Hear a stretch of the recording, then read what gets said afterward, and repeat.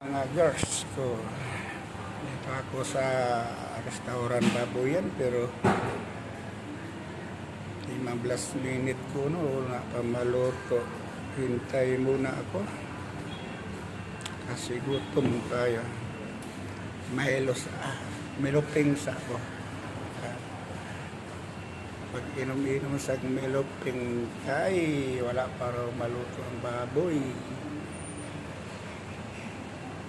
Bahalag high blood, basta baboy mga idol.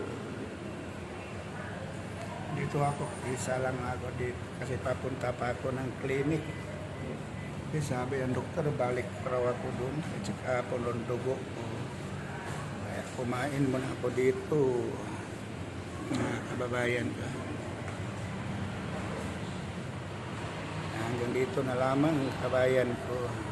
Gandang umaga.